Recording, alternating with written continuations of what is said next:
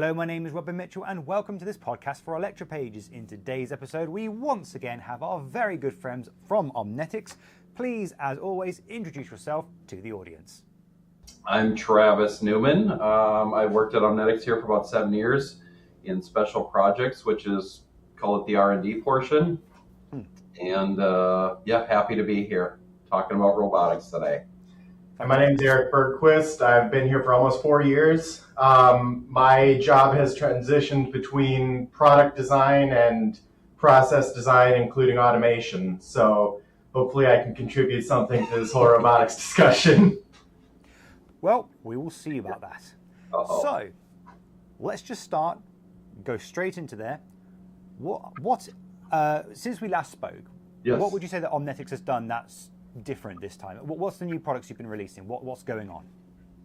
Well, there's in terms of specific robotics, I'm not gonna say there's anything new, so to speak, for that. We've been doing a number of development projects with customers in that space, and we've been seeing a number of one that stands out in particular is a number of requests for fairly small hybrid circulars. And what does that mean?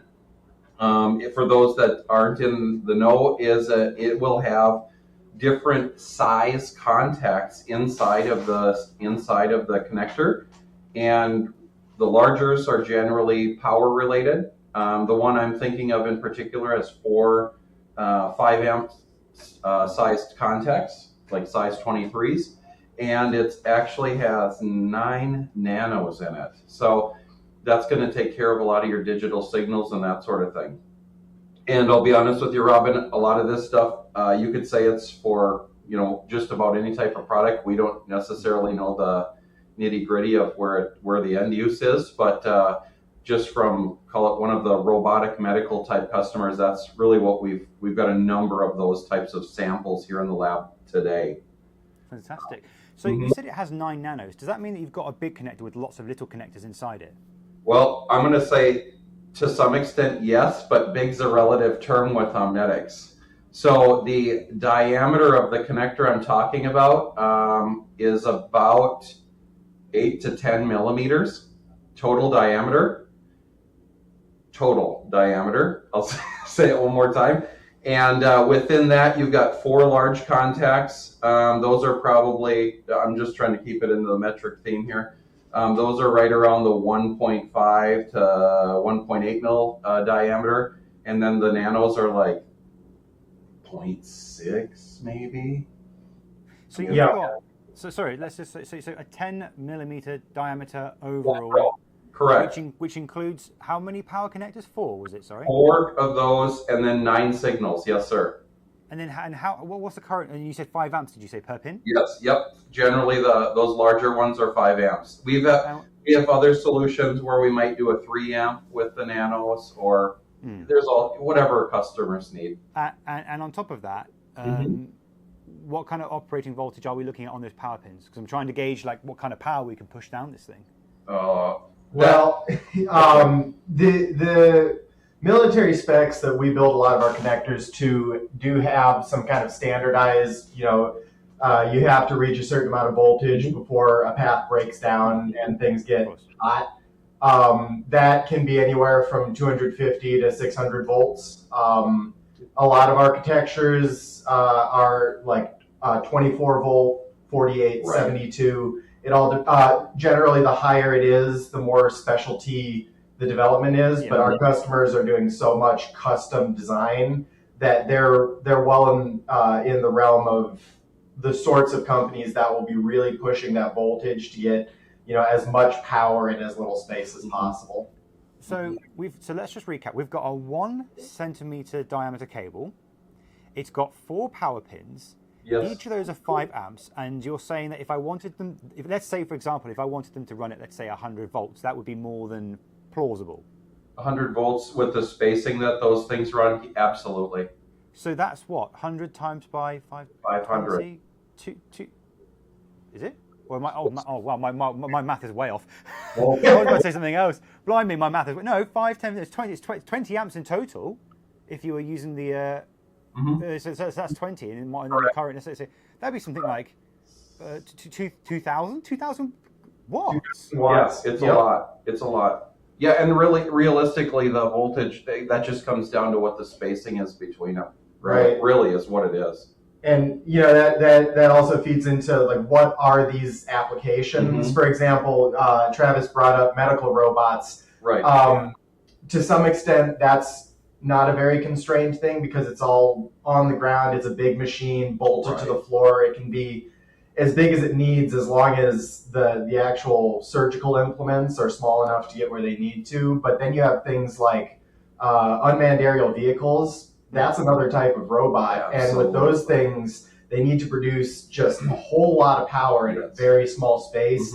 That's the sort of thing where being able to push that really high wattage comes in extremely handy. Yeah. Well, I was thinking, like, if you took a drone, for example, let's say a quadcopter, and you've got four different motors, and each one of those could then start to have encoders and sensors, so you can push the power to them, and then using the nanoconnectors, you can then bring back the data from that. So you can almost, you can essentially analyze what they're doing in real time. So you're not just kind of like just chucking power out and assuming it's doing something. You can actually get real data. Correct. But to be honest, 1 centimeter for 4 pins and then 9. You're saying essentially you could easily push down 2,000 watts down one of those cables at 1 centimeter in diameter. There's a lot put into these small packages, and realistically, you guys have just labeled off 2 different applications. There's situations that you can imagine where you would need to route that, and you don't want to pick up the extra weight, or you don't want the bulk. So absolutely.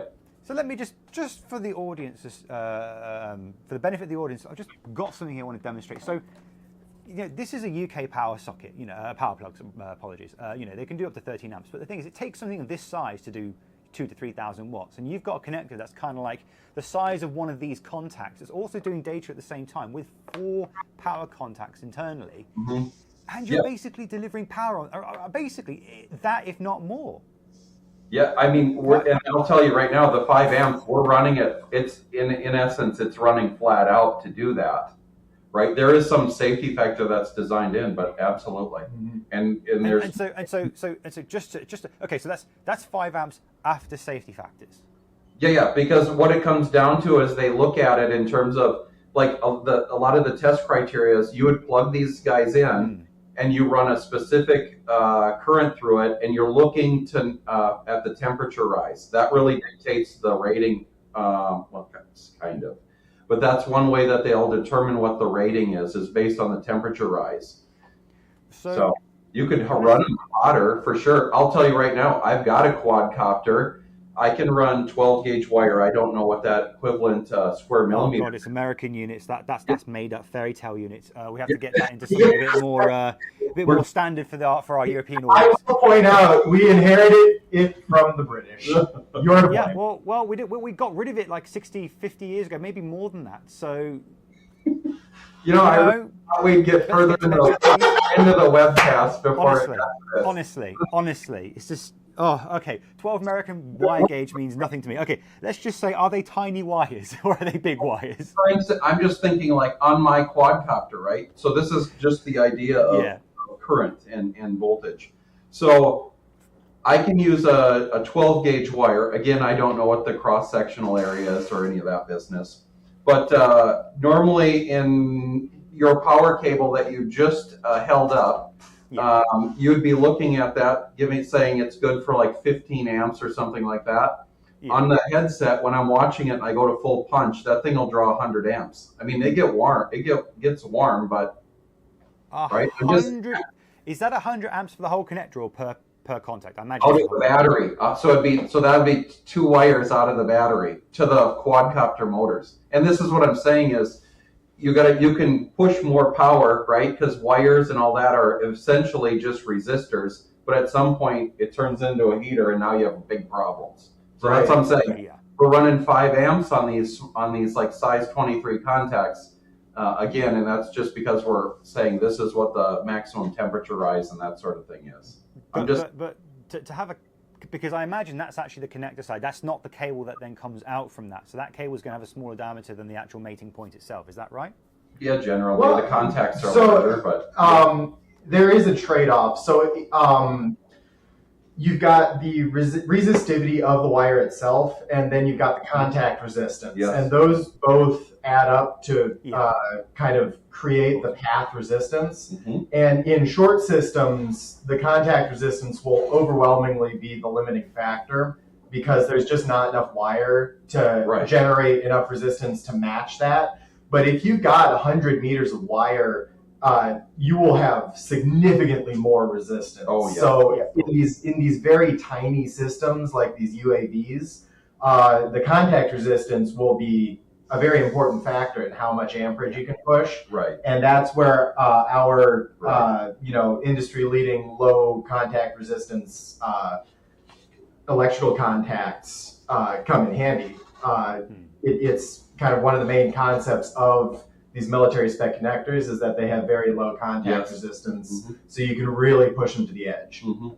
So in terms of the contact itself, obviously you've got your pin, which has the, you've got your pin on one side, and you'll have like a socket on the other. My question is, what kind of, how do you explain it? What kind of mating mechanism is it? Because if you're able to do that kind of power, Mhm. if you only have one point of contact on the back of the connector, you're going to have a very high resistance, not much contact. Right. So how are you making that work from the contactor's point of view? So there's a lot of different designs in industry. There's a lot of companies that make fantastic ruggedized connectors. Our particular flavor, we use a flex pin. So you could kind of imagine it as two little barbs coming out that are spring loaded of sorts, Yeah. and they're curved. So when you mate that inside the socket's just a solid turned hole, right? Yeah. When you mate that into the socket, you have curved surfaces that match up and touch off on curved surfaces. So even though you have a significantly small contact, you're not thinking about it in terms of this is just a point contact on the two barbs. You have some level of surface contact. And the other thing about it is when you take those barbs and you mate it, what'll happen is they'll flatten out and straighten out. And then that straightening also adds, correct. That also adds to the amount of contact area that you have, even though it's in a super tiny package. Yep. So some of these other vendors may use what's called a twist pin, where they have a number of wires that they've bulged up, welded together, and then they put a little bit of a twist to it. So you have many points of contacts. There's flip side. You may have a solid pin, and you may have a hyperboloid socket where they have many wires inside of it. They take them and they'll put a twist on it, which effectively shrinks the center. So again, you have many points of contact, and that's one way that you can increase the amount of current passing capability inside your contact connector system. That's actually really fascinating. It's still hard to sort of conceive that you've got 4 pins, 5 amps each, and that's on a normal day. That's not pushing it Right. with your. Right. That's a huge amount of power for such a small connector. When you've got 9 sort of like logic lines as well, which you can use, or signal lines anyway. But then that does actually raise another question, which is those signal lines, are any of those differential or twisted paired? Because the one concern I would have with a cable like that is if you've got so much current going down one way, you've got all these high powers surrounding these delicate little digital signals. You don't want to be interfering with that. So is that something that's considered, or how do you do it? So the answer on that exact sample is yes. And how we manage that in those differential twisted pairs is there's an aspect of the design when it comes to the spacing of, right? Because in a lot of you want to maintain impedance and that sort of thing. Yeah. On those particular parts, if I was to bring them in here and show them on the camera, what you would find is that the large power lanes are just discrete wires, right? They're 22 gauge, 20 gauge wires, something of that nature, 24, whatever they're looking for. And then those pairs all have a metal braid over them. Okay. Yeah. So this particular connector has 4 different braids on it as well. And then the other thing that is routinely asked for in terms of maintaining or keeping the EMI and that sort of thing out is we'll do like pigtails or that sort of thing. And we'll electrically tie all the braids together. So in this example, we would loop a wire around, we'd solder the ends, and then we'd leave a pigtail. And then that way, when the customer plugs it into their device, they can take that pigtail and put it into like a grounding screw and mount that to the chassis. And then that'll help also to take care of, maybe it's not just the EMI and the power connect in the power portion of this one, maybe it's something adjacent to it or that sort of thing as well.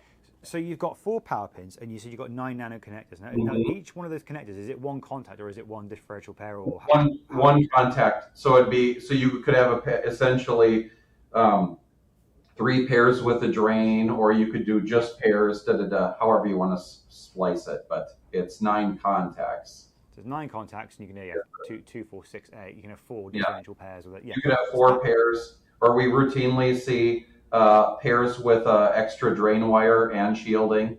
So it's in some aspects or some instances, we'll even crimp the drain to another contact and load that in. Again, it's very application specific. And by having that, obviously you minimize the risks of EMI, but it's also nice to know that you can then pump all that power through that cable, and the chances of causing noise and interference on those signal lines is practically non-existent. And so, correct. And so what kind of, if it's differential, I suppose it depends on the protocol. So yes. In terms of distance, in theory you could go 100 meters if you're talking Ethernet protocols and a low speed, but if you're talking something high speed, you have to shrink it. So what would you say is, if you can give me a few examples of protocols that you could use down these cables, and what kind of distance we could expect, and what speeds and transfer rates? Yeah, so we've done actually a lot of testing recently concerning that particular question due to our development of the high-speed NanoD product line, where we're basically putting kind of high-performance differential pairs directly into the back of a standard NanoD connector, and basically figuring out all the ways that we need to kind of massage the process so that we get really good high-speed data transfer performance and signal integrity. And so the main thing you run into with high-speed signaling is that the performance of the signal degrades faster the smaller diameter the conductors are. Mm-hmm. So we're dealing in Ethernet, in copper Ethernet, you're talking 26 gauge wire, which you have to have that or larger to effectively get to that 100 meter specification. When you're talking about 30 gauge into a NanoD, which is also a connector that was not specifically designed with a good kind of pin out for high speed, we're massaging the high speed into it. Yes. If you want really high speeds above 18 inches, half a meter for you.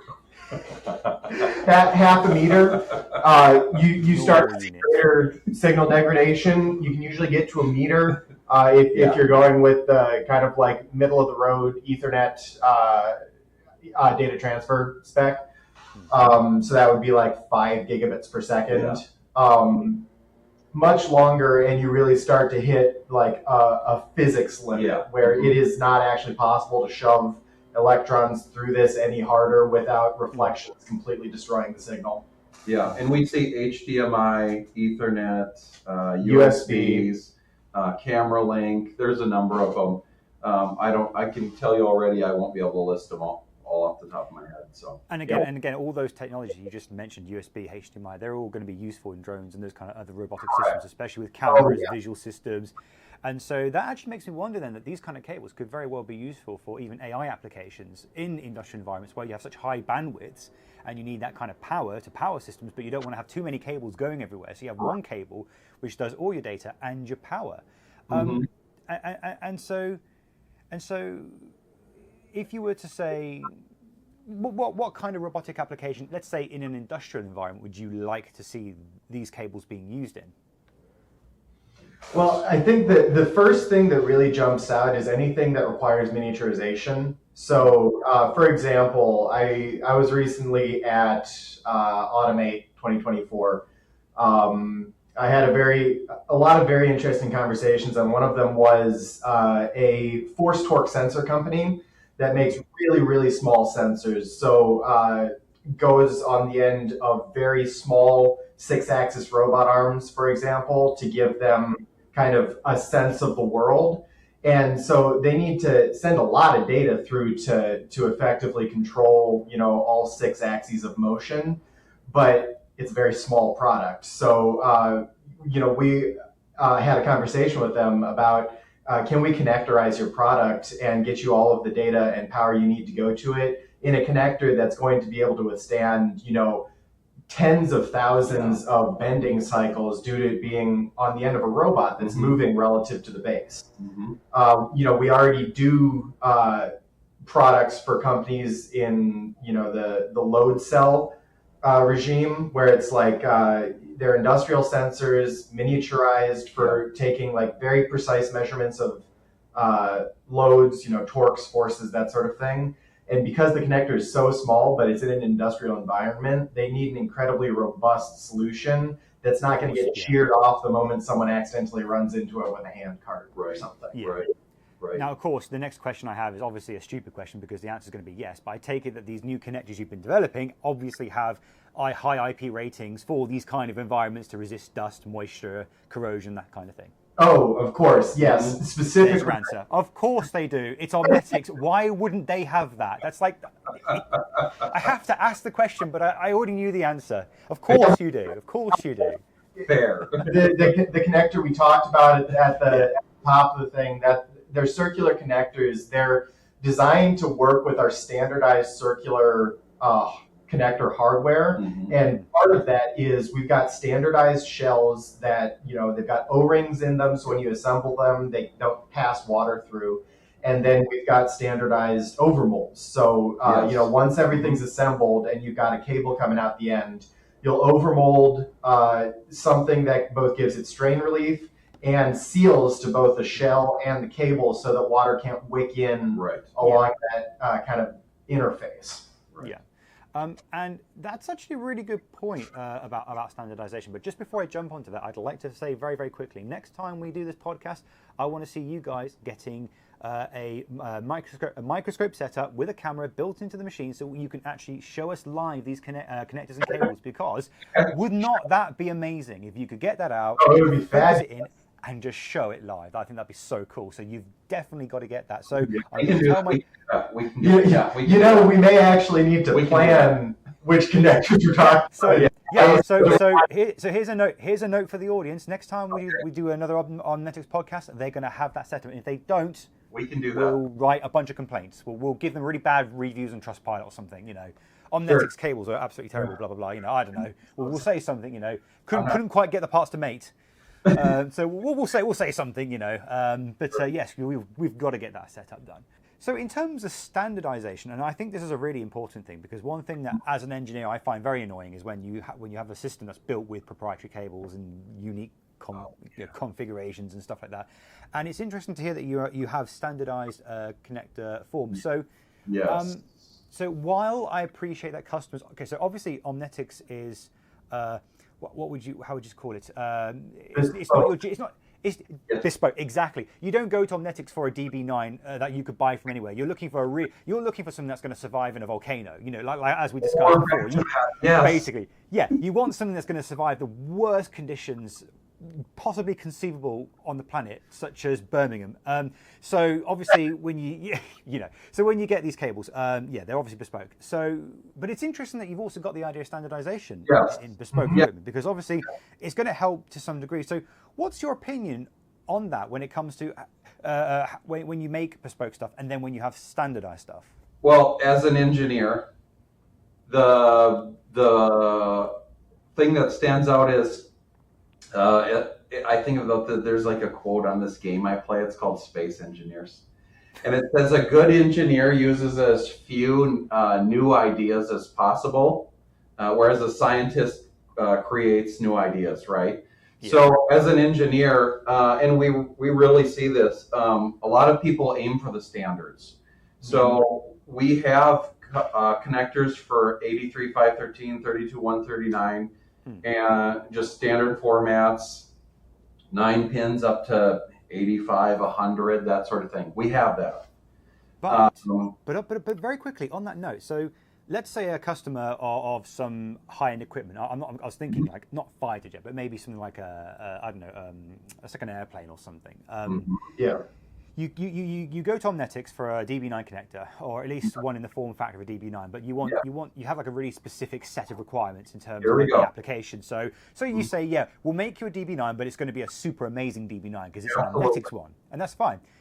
But then a concern that I would have is, if that piece of equipment was to then go to somebody else and they lost that cable, they're going, oh, I'll just grab this random DB9 from my drawer and stick it in, and it wouldn't be anywhere near to the spec that would be required for that application. So that would be something that I'd certainly be interested. How would an engineer approach a problem like that then?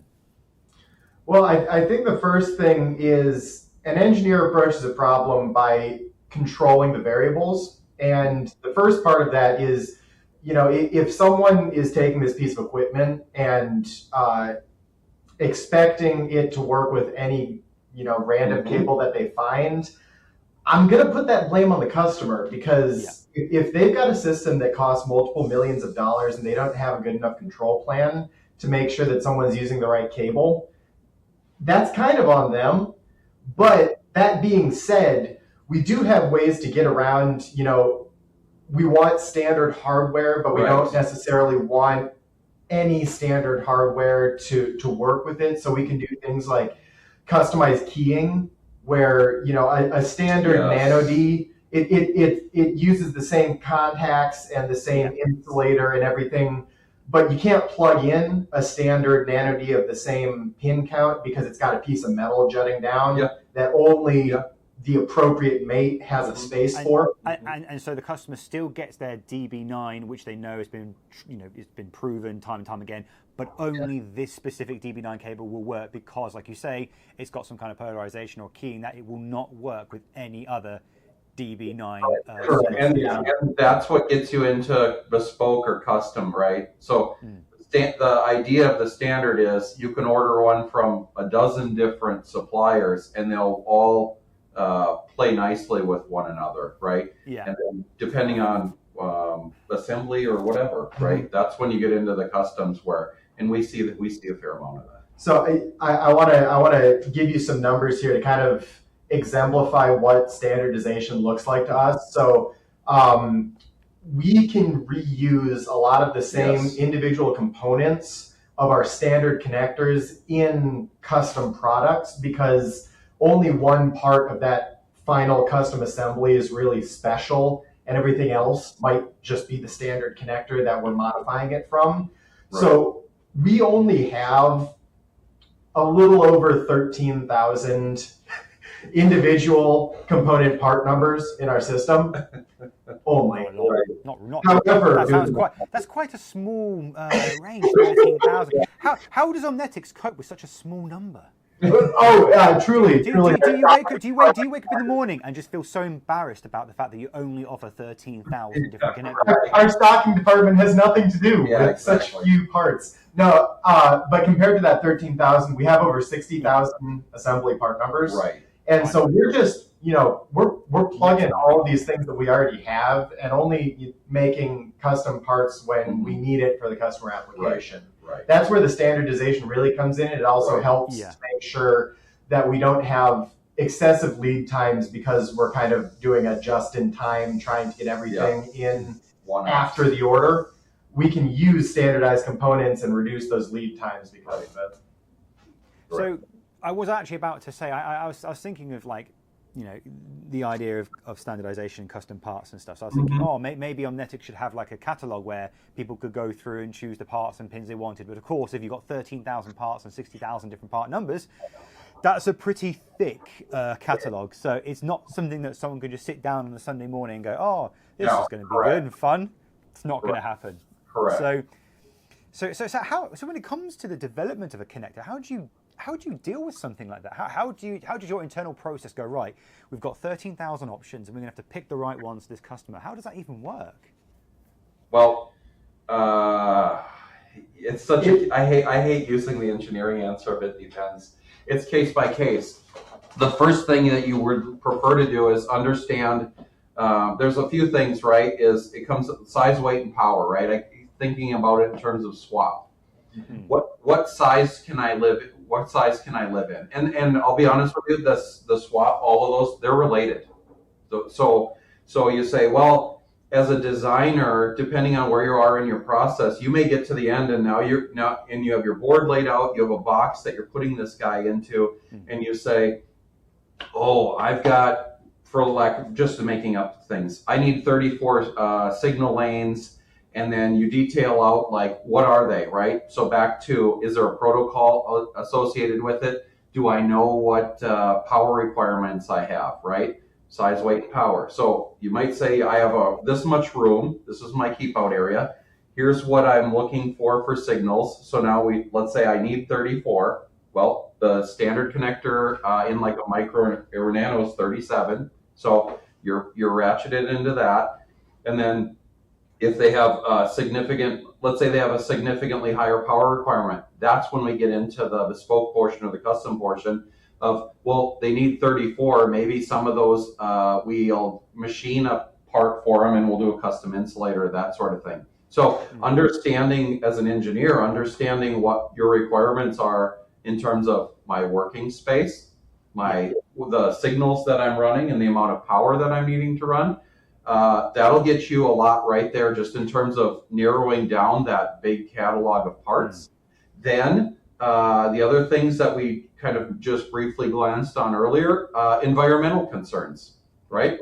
Maybe maybe I'm worrying about solar radiation because it's a space application. Okay, great.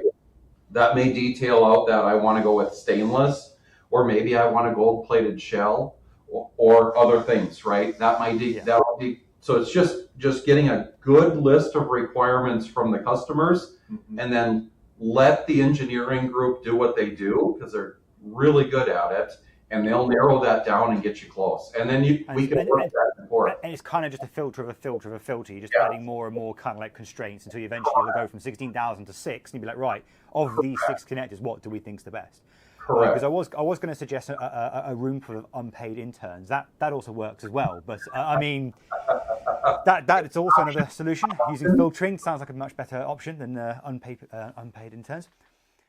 So we just talked about the idea of the 16,000 catalog, and then you're shrinking it down into the parts you need. And what I'm kind of curious about is the software that you also use to build these connectors, because I imagine that you're going to have some kind of library of mechanical drawings, possibly 3D parts. So then, do you have like custom software to bring it all together, or is it more off-the-shelf things that you're kind of putting together as a concept before you then move to the manufacturing process? Well, I mean, it's SolidWorks, man. I think if it works, it works. Well, SolidWorks is an excellent 3D CAD program, but the choice of 3D CAD program can effectively be arbitrary. The thing that makes our system work is really the product development management software, PDM.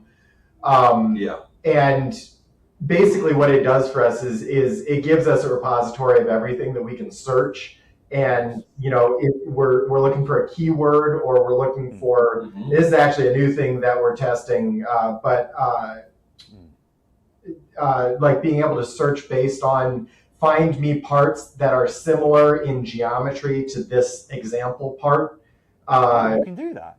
Apparently, this is something that we're testing out to see if it can help us, because with such a large catalog, there is the inevitable possibility that through a miscommunication, someone might accidentally design a part that's already been designed. Which the biggest key to avoiding that is we have a large and talented pool of engineers, so we'll just talk about it. Like if someone has, but again, if you've got 16,000 parts, it becomes difficult to track if you've already made it before. Exactly. That's just wasted engineering time. So I can actually see that being a serious problem. So you say, oh, I didn't realize I already designed a DB9 with a key in this position and it's all ready to go. So that's really interesting. So you've got to try and stop that from being a problem when you design new connectors. Yep.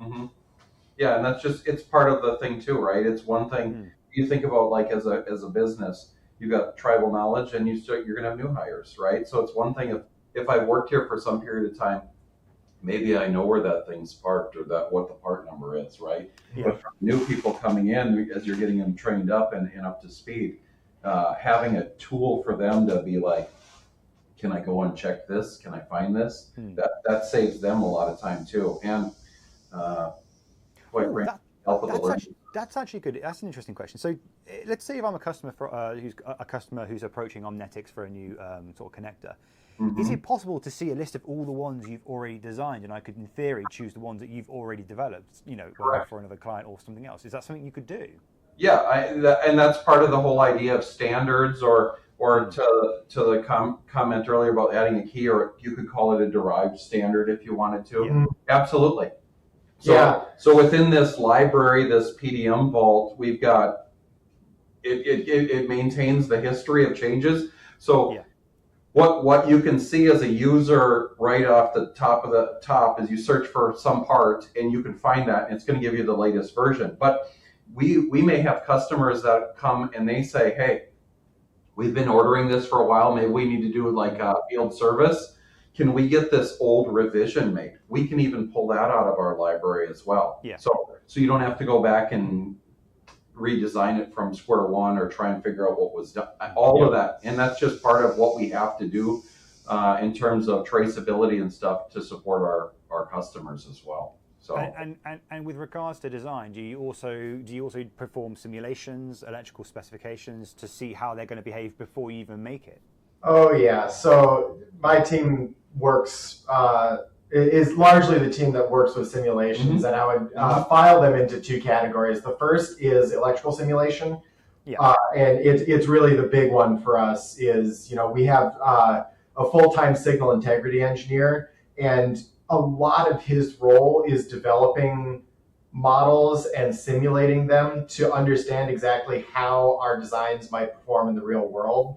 And it is absolutely critical to avoid spending money on physical prototypes that end up not performing up to our standards, because we can eliminate a large amount of the potential variation that we would want to test just by looking at the simulation and going, well, that didn't work. Right. And, only creating the physical prototypes of the things that we're pretty confident are going to work. And then the other side is mechanical simulation. And this is something that we've really gotten more into over the last year or so, specifically in the realm of like, how do we simulate what happens when you crimp a contact onto a wire? When you think about it, there's a massive amount of deformation happening during that process. And it is incredibly resource intensive to simulate such an aggressive, non-elastic process. So, we'll develop a model that we think roughly, corresponds to what might happen in a crimp, and it'll take 12 hours to simulate. Well, I can imagine, because, like you say, if it's non-elastic, that means it's going to deform, which means it's after a certain point, it's going to keep its shape. So I was actually personally thinking of simulating mating cycles. How many times can you pop the cable in and out before it basically stops working? And so I was thinking to myself, if you've got like a metal cage, you've got to carefully model the material's properties. Every time you insert it, it gets slightly deformed, and eventually you can figure out how many times it's going to last. But no, it's really interesting to hear that there's so many steps you can do before you actually go ahead and manufacture the cable. But we have gone completely off topic from the point which was supposed to be robotics and how connectors are used in robotics. All right. But to be fair, it's all related, because I think what's interesting is that there are going to be customers out there who are listening to this podcast, and they're going to be involved in industrial robotic systems, and they're going to be wanting to know, what kind of company is Omnetics, what do they offer, and how do they work? When you hear how you've got 16,000 options, you've got these cables of 4 pins that do ridiculous amounts of power using simulations to make sure it's going to work. They know that Omnetics is not just doing bespoke cables, but you're doing the best bespoke cables out there with some really cutting edge stuff. Just a bit of a shame that you didn't have the microscope set up, because it would have been great to have seen those tiny connectors. But besides the one that you mentioned at the beginning of this video, what other connectors do you offer that you think would be great for industrial applications? So, Robin, I kind of want to prime the pump here, because I have a feeling you might like this topic of conversation. Go for it. What is the most famous robot in history? Ooh. Hang on. Now, hang on a minute. So I've got to be very careful now because the first thing is I don't want to upset some of my audience with the comments, and I also don't want to potentially upset you or potential clients. So I have to be very, very careful. But I'm gonna say it anyway. Number one, that Tesla bot does not count as a robot, so I'm going to say no to that. Cool. Right. Okay, good. We're on that same because that was an embarrassment. It was an embarrassment of a show, so I'm not going to consider that. Most famous robot I can possibly think of. I'm thinking Boston's Dynamics Atlas. Oh, maybe. I think that's up there, and I'm glad that you went towards a real robot instead of fictional because it fits more into the outline of what the podcast wants to be. Can I say what I think it is? Go for it. Curiosity and Perseverance.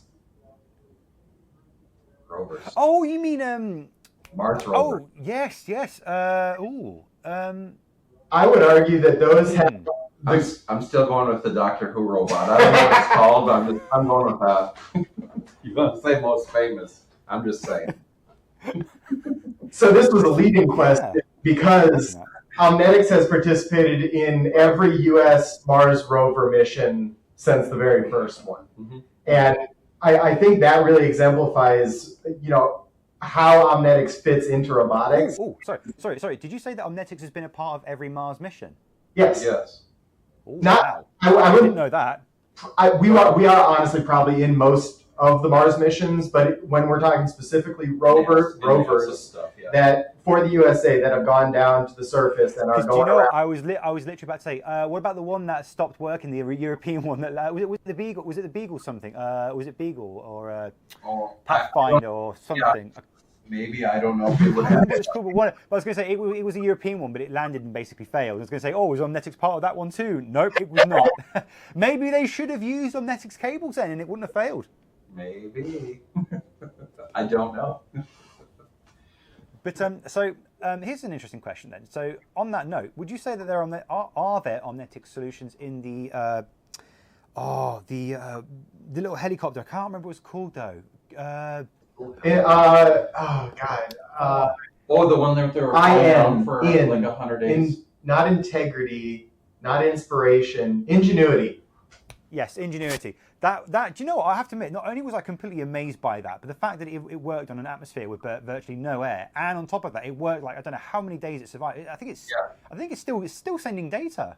It only relatively recently in the last couple of months ran into a mechanical failure that ended its flight missions, and eventually it will fully lose contact with the rover because it doesn't have the antennas to send data directly orbit. The dust will get it too. And then the dust will get it with the... Would you say there are Omnetics solutions on that? I actually can't answer that question. I'm certain that both Curiosity and Perseverance have Omnetics solutions on them. I don't know about Ingenuity. That's fair enough. It does fit our profile perfectly. A miniaturized system that needs to draw immense amounts of power and send a lot of data back and forth.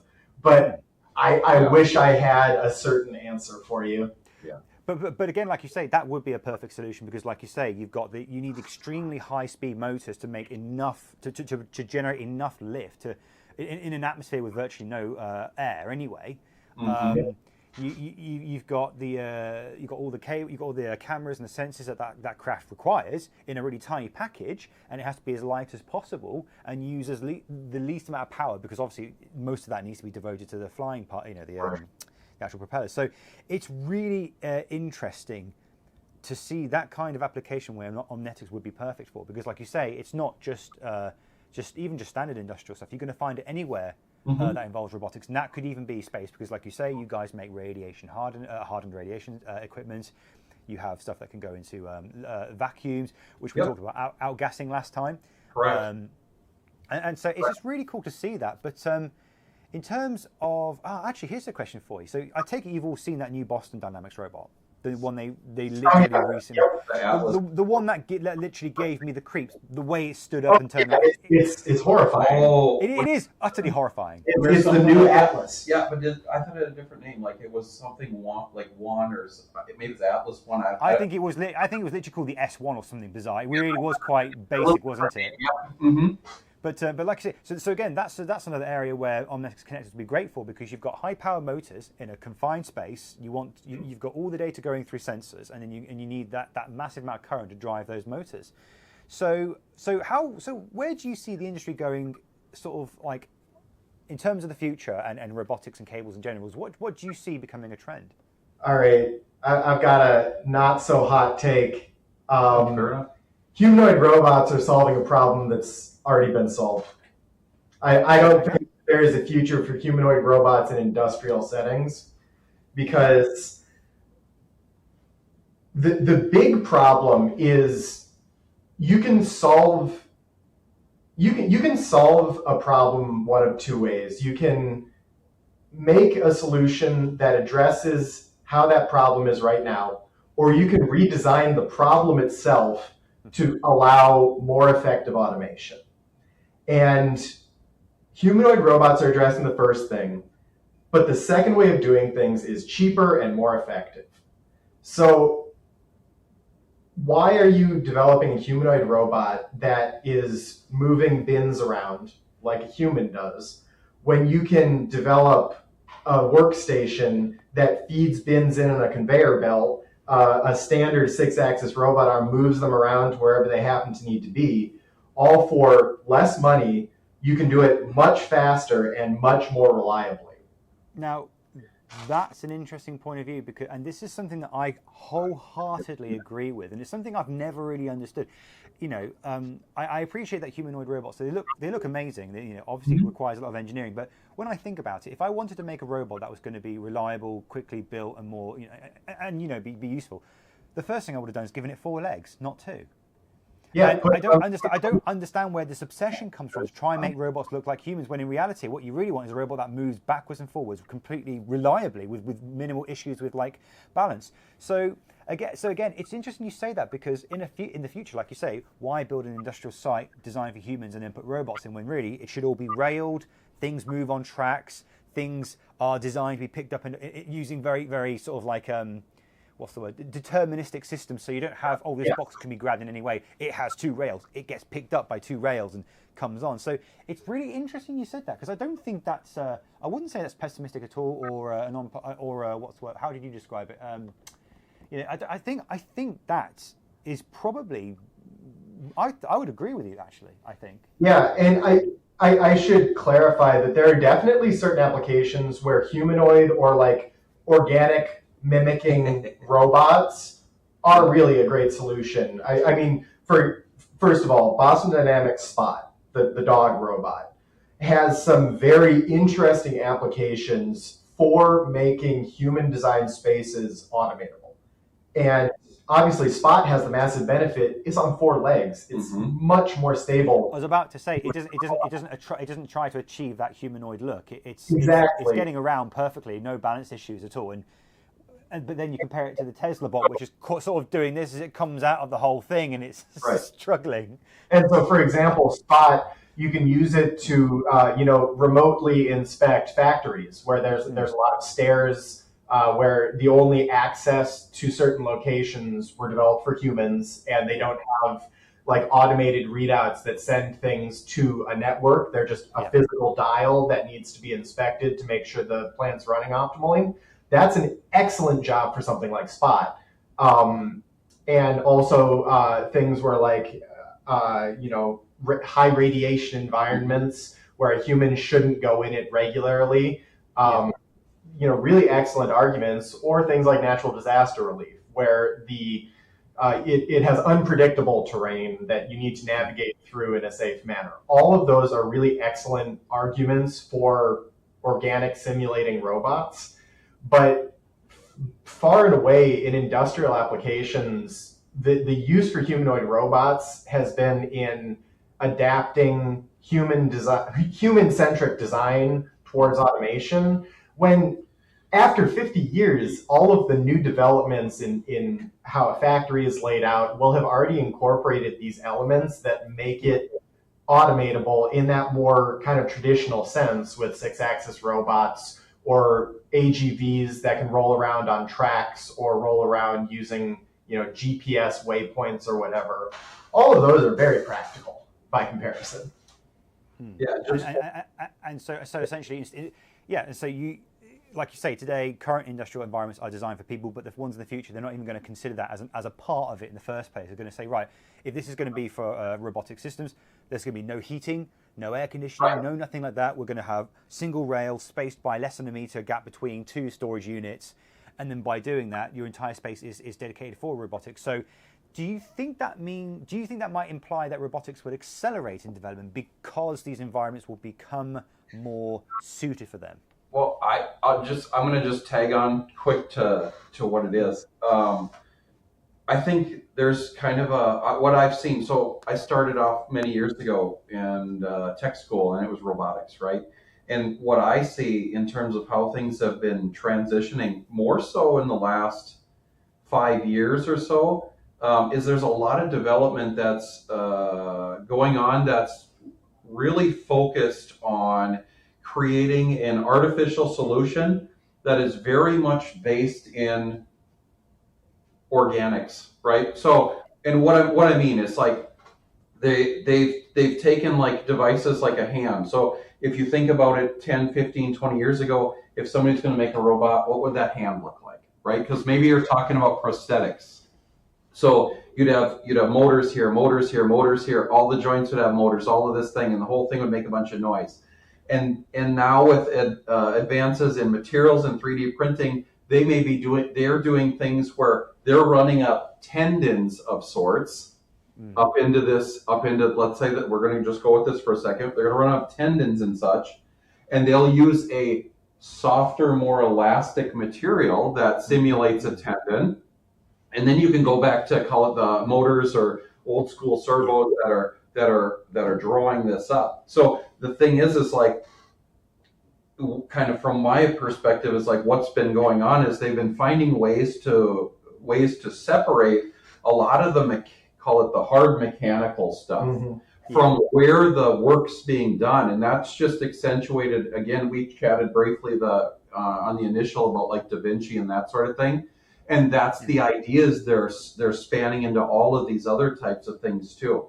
And to Eric's point, just in the bigger picture, is if you're really focused on efficiency, that's when you're going to get into, as you said, Robin, 1 meter apart. The racks are the space. If you really want to do it, you got to take the people just out of the equation. Recenter the problem, and problem, yay, nay, whatever. But that's what I see. If you're really serious about it, then you just got to go all in. And there's a ton of companies. You can watch great videos. There's the humanoid robot thing. Absolutely. I mean, I see that as a cartoon from growing up, George Jetson, that sort of thing.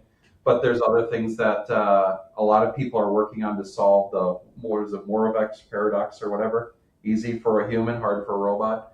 So there's a lot of things that are going on with AI, neural networking, computing power, vision, tying all of that together and being able to get these machines to fold a shirt. So it's not and that's what they'll spend $5 million to build a robot that folds a shirt in half a second faster than me. Yep, but that's what that's part of it too. Is like I always see it as people like to solve challenges, and that's a good challenge to put out there. So it's funny actually. I've never really seen a robot that can do something faster than a person. It's just the fact that they don't need a wage or an air-conditioned environment that makes them easier and cheaper to run, kind of thing, compared to a person. Well, other than your unpaid interns, I mean, you got options. Options. Unpaid interns are great, but I gotta take it. I think it depends on what state you're in, on the law and that and stuff. So we'll have to work around that, I think. So I will. I'm going to take a bit of opposition to that statement, though, that robots aren't faster than humans. Depends on the robot. It depends on the robot, and I do think that is valid for, walking robots. Robots that are walking around and trying to manipulate things like humans, they're never going to be as fast as humans. or even when they get there, they're still going to be extremely expensive and just technically complex objects.